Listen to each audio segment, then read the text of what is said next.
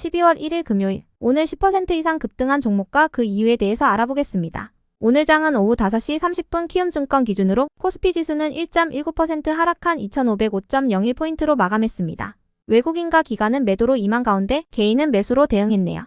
한편 코스닥 지수는 0.53% 하락한 827.24포인트로 마감했습니다. 외국인과 기관은 매도로 임한 가운데 개인은 매수로 대응했습니다. 그럼 본격적으로 오늘의 급등 종목들을 살펴볼게요.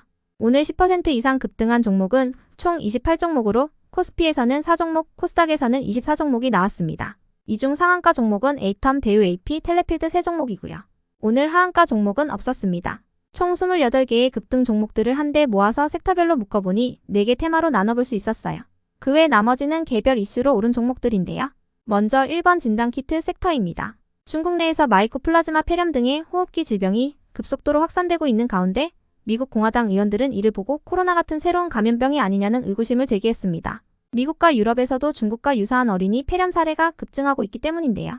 이러한 호흡기 질환 감염의 확산 우려 속에서 호흡기 및 진단키트 관련주들이 주목받은 모습이었네요.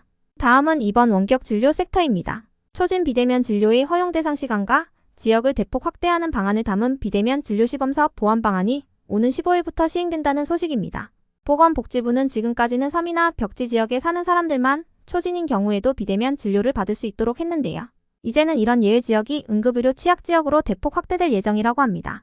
이와 더불어 앞으로는 휴일이나 오후 6시 이후의 야간에는 초진이더라도 비대면 진료를 받을 수 있게 된다고 하는데요.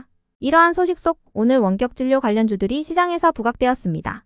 다음은 3번 반도체 섹터입니다. 최근 현대차증권과 리서치 아름 등이 보고서를 통해 온디바이스 AI 기술 시대가 나왔다며 온디바이스 AI 시장이 커질수록 전력 소모량을 줄인 저전력 반도체의 수요가 증가할 것으로 전망한 바 있습니다. 온디바이스 AI랑 기기 안에서 실행하는 AI를 뜻하는데요. 서버나 클라우드 등의 네트워크 연결 없이도 기기 내에서 자체적으로 정보를 수집하여 연산하는 것이 특징으로 온디바이스 AI를 활용하면 AI 서비스를 개인 기기에서도 보안 걱정 없이 빠르게 누릴 수 있다고 합니다. 이러한 분위기 속 오늘도 온디바이스 AI 시장에 대한 기대감이 지속되며 반도체주 일부가 강세를 보여준 모습이었네요.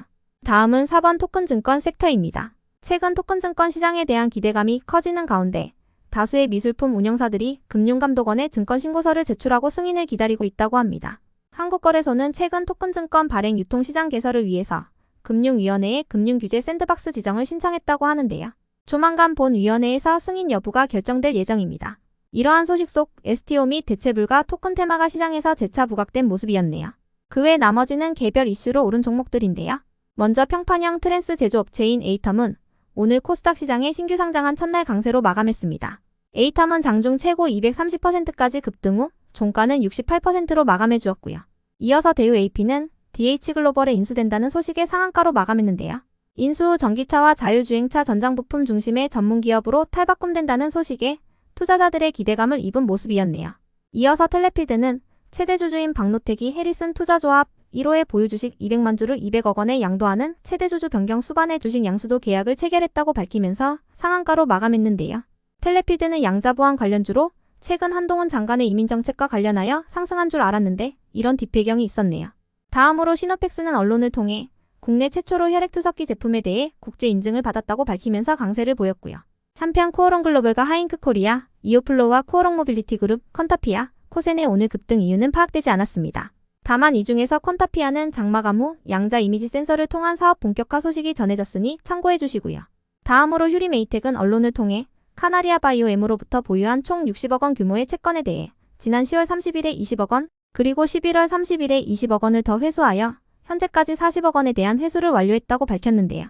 잔금은 오는 12월 29일에 회수될 예정이며 이를 통해 전 최대주주와의 거래 관계는 모두 해소될 전망이라고 밝혔습니다. 이처럼 카나리아 바이오엠과 자금 회수 과정을 원활하게 진행하고 있다는 소식에 휴리메이텍이 강세로 마감했고요.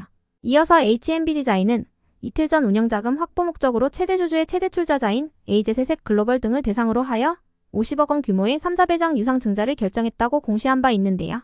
또한 대한증권을 흡수 합병하기로 결정했다는 소식도 지속 호재로 작용되면서 오늘도 강세를 이어가준 모습이었네요. 한편 태양금속은 한동훈 장관 관련주로 강세를 이어나갔고요. 다음으로 위메이드가 발행한 코인 위믹스가 3,000원 선에서 거래되면서 지난 2월 말 이후로 최고가를 기록했다는 소식에 강세를 보였는데요. 시장에서는 이 같은 위믹스의 급등 이유에 대해 위메이드 대표가 지난달 말에 아랍에미리트를 방문하여 위믹스 글로벌 사업 확장에 본격적으로 나섰다는 소식이 전해졌기 때문인 것으로 해석하고 있습니다. 이어서 RF세미는 어제장 마감 후 블랙펄 3호 조합을 대상으로 했던 200억 원 규모의 전환사채 발행 결정을 철회한다고 공시하면서 오늘 정규장에서 강세로 마감했는데요. RF세미 측은 철회 사유에 대해 전환사채 발행 대상자의 납입 철회 요청 때문이라고 밝혔습니다. 끝으로 한동화성은 어제 전고체 배터리와 관련한 호재에 힘입어 수혜 기대감을 잇고 강세를 이어간 것이라 파악되네요. 여기까지 오늘 10% 이상 급등한 종목들을 알아보았습니다. 한 주 고생 많으셨고 다음 주도 성투하세요.